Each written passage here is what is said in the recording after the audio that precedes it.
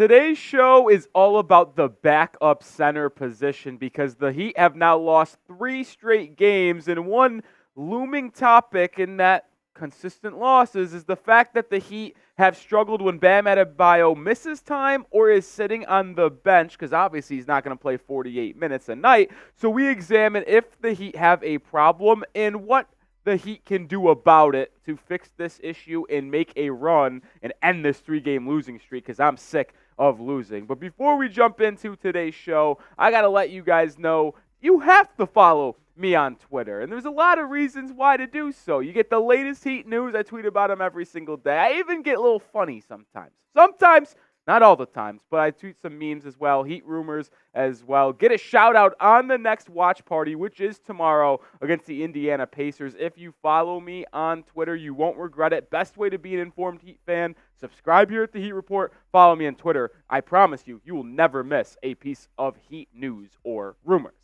All right, let's jump into it, because do the Heat need a backup big? To be honest, Thomas Bryant, who I was high on during the preseason games this year for Miami and in the offseason when the Heat signed him, he has not been that good. And Kevin Love, the veteran, has also been up and down, which you would expect from a guy like Kevin Love who is older. But when you look at their numbers this year, both of them have played in 12 games this season, and the numbers are not pretty. Thomas Bryant is giving you a little bit more efficiency-wise when you talk about scoring, but Kevin Love getting more minutes on a daily basis. Bryant was the original backup center, but over the past 2 weeks, it's really been Kevin Love being that backup big, and he's been good rebounding the ball. Obviously, we know K-Love is one of the best outlet passers, if not the best outlet passer in NBA history, so he's able to push the pace after getting a rebound and turning into assists, but he's just not shooting good from the field. He's a three-point shooting big, but he's only shooting 30.9% from the field, and when it's not a three-pointer, he can't make it. He actually missed at one point in last night's game against the Bucks, 3 layups in a row. It was absolutely disgusting by Kevin Love. And the reason why I bring up this issue is because Thomas Bryant is a decent offensive big. Like in the pick and rolls, he will set good screens, roll to the basket, and finish amongst the trees at a decent clip. But he is horrific defensively. And I don't know if it's just his athleticism, not able to stay with quick guards or quick big men, but he just cannot move his feet. And maybe even you can call him being lazy at times defensively. I remember watching him against the Nets on Saturday. He turned the ball over on a play, fell to the ground, and just laid there for like 5 seconds, didn't get back on the defensive end, and it allowed the Brooklyn Nets to get an easy basket because they were moving down the court with a one-player advantage. And on the flip side, Kevin Love, he provides you with some valuable things offensively. He can space the floor, he can hit some threes in a timely manner off the catch and shoot, but just like Thomas Bryant, he can't defend either. And I know it's always going to look bad for the backup center in Miami when you're trying to replace Adebayo's minutes, because we're talking about the third best center in the NBA and the best defensive player on the planet. But it has to be serviceable. And after watching Dwayne Dedmon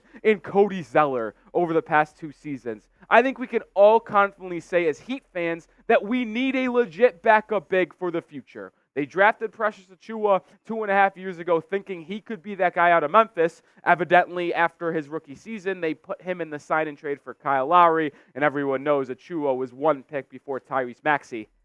That still stings my heart, but you're going to still look to have a real backup center for Adebayo for the foreseeable future. We'll talk about 4 options that the Heat can go after in a bit. But in a second, let me know. Make the call. Do the Heat need to add a real backup center this season? Type Y for yes, type N for no. Let me know in the comments section. I think they do, so I'm typing my Ys. Let me know your thoughts right now. First option is Daniel Gafford, the center for the Washington Wizards, and this would have to be via a trade, but I'm a fan of Gafford's game. He's the current starter in Washington, so it would be tough to convince him to be the backup to Adebayo, but I think it's possible. He's a journeyman. He used to be on the Chicago Bulls. He's also attainable with how bad the Wizards are. 3-14 record for Washington. They are not a good basketball team, so they'll likely be selling in February at the trade deadline. And acquiring Gafford, you could probably convince him to be a backup because he's a journeyman, like I mentioned, and he doesn't have that prima donna, diva feel to him where he's going to be like, I have to start. So he could come off the bench. And when you look at his numbers for this Washington team, he is very valuable. Doesn't get a lot of touches on the offensive end, mostly just cleaning up misses and maybe a couple pick and roll scenario, but he can do it all. Like, he's giving you 10 points a night. He's rebounding the ball at an effective rate. And the one thing he's also good at making passes. 3.9 assists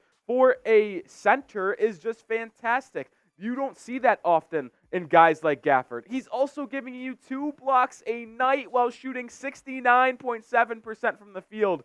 Very nice number, by the way. This is a center that is a starting caliber player in the league. And if you made this trade, you would basically have 2 starting caliber centers on your roster. And if you get matched up against a team like the Milwaukee Bucks in the postseason, you can rock maybe a double center lineup. The offensive spacing would be questionable, but defensively at least, you can defend Brook Lopez with Gafford, Bam, and Giannis. That's his one specific example, but either way, you can play Bam for 32 minutes and don't have to worry about the remaining 16 minutes of the game going to Daniel Gafford because he can play at a starting caliber level. He would be my number 1 center that I think the Heat could actually trade for and would be okay with being a bench player on a championship contending team. Daniel Gafford, an eye to keep your eye on, or a guy to keep your eye on when we go into February. 3 more guys to talk about. Before we do that, though, got to show some love to Factor Meals, America's #1 ready-to-eat meal delivery service. And this holiday season, you might be looking for some nutritious, convenient meals to keep you energized on jam-packed days. I know I need some quick, easy meals when I do watch parties like we're going to do tomorrow for the Indiana Pacers, and Factor does it better than everyone else. They deliver it straight to your doors, and they are healthy. You looking for calorie-conscious options? Guess what? They have calorie-smart meals, dietitian-approved, with around or less than 550 calories per serving. And during the holidays, you can also get a nice protein boost because they have protein plus meals with 30 grams of protein or more per serving. It is quick, easy meals delivered straight to your front door. Only takes 2 minutes to heat up in the microwave. It is the best way to stay healthy and get quick and easy meals. And we're offering a fantastic deal during this holiday season. Head to factormeals.com/NBAchat50 and use code NBAchat50 to get 50% off. That's code NBAchat50 at factormeals.com/NBAchat50 to get 50% off. That link and promo code is in the comment section and description of today's video. I recommend it. I use it on a daily basis. All right, moving on is a center that is currently a backup in Brooklyn, and that is where Day'Ron Sharpe comes into play. We've seen him play the Heat 2 times now this season. In both times Sharpe has matched up with the Heat. He has impressed me. Him and Nic Claxton split time as the center. Claxton is the starter and gets a little bit more PT, but I like what Sharpe brings to the table for the Nets, and I think he could provide more in that prototypical backup center role than what Thomas Bryant is doing. And when Sharpe and Bryant matched up on Saturday, I thought Sharpe got the better of Mr. TB. You look at Sharpe's numbers for this year, 6.5 points and rebounds this year. And listen, like I mentioned, he is their backup center. He's not starting. Sure, does he get more minutes than a normal backup big because him and Claxton split more time than anything else? Yes, but 6.5 rebounds for Sharpe is fantastic. He can block a little bit as well, and he shoots a plus from the field. I like Sharpe. He'd be very cheap. The Nets probably aren't contending. They might sell at the deadline. Day'Ron Sharpe, keep your name. It's low level, but I truly believe he would be a really good backup big option, and he might be better than Thomas Bryant. I tell you what, though, here at the Heat Report, we have you covered with everything Miami Heat. And if the Heat do make a move in trade or sign a center to add to this roster, we will make a video, so don't miss out. Hit that sub button. You also get watch parties on a daily basis. I love having you guys join and say you're new subscribers on our watch parties. Hopefully I see you tomorrow on the Thursday night watch party against the Indiana Pacers. Back to Sharpe, and The reason why I do like this potential deal for Miami is you wouldn't have to give up too much. Sure, he's a little young, but I don't think he's that valuable right now as a backup center. So you'd be able to steal Day'Ron Sharpe for salary match and 1 second-round pick. That's what I would imagine the deal would be. And for that cheap of a deal, I think I'm all in on Sharpe. I think he's better than TB. Unfortunately, Bryant has not done the job early on in the season, and I think it is time to find a better, more defensive backup big. Don't need a lot of offense, just need some defense and rebounding. Maybe that can come in the form of someone already on this Heat roster, Orlando Robinson. He hasn't got a lot of playing time this year. He spent time in the G League a little bit as well and on the end of that Heat bench. But maybe O-Rob deserves the play because I'm sick and tired of watching Kevin Love miss easy layups inside, and I'm sick and tired of watching Thomas Bryant play lazy defense on that side of the floor. And like I mentioned, Robinson has split some time in the G League, and when he's been there in 2 games this season, he has looked the part as an NBA center. These numbers right here, they are not G League center numbers. These are NBA player numbers that just happen to be playing in the G League. I mean, the guy is sending shots back 2.5 times, so 5 blocks in 2 games, 34 points in 2 games, 30 rebounds in 2 games. Those are dominant numbers while shooting 55.6% from the field. And you might ask yourself, well, why is he in the G League? Well, he's only played in 4 games this season for the Miami Heat on the active roster. He does have a standard deal. This is not a two-way deal for Orlando Robinson. This is a standard NBA contract that he's just getting relegated to the G League because he hasn't been able to find the floor.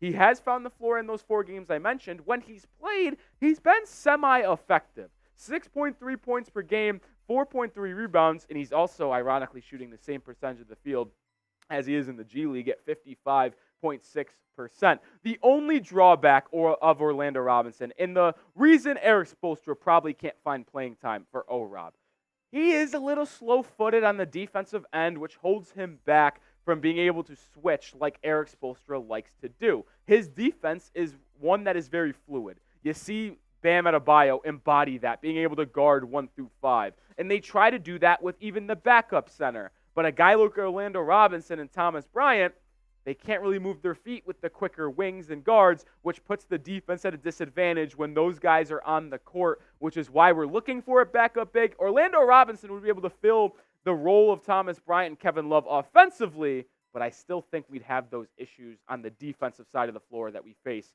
with Kevin Love and Thomas Bryant right now. Hot topic in the Heat streets. Could it be Nikola Jovic taking over as the backup center? He has not got any playing time for Miami this season. And I want to get on the record here and set something straight here, Heat fans. I love Nikola Jovic.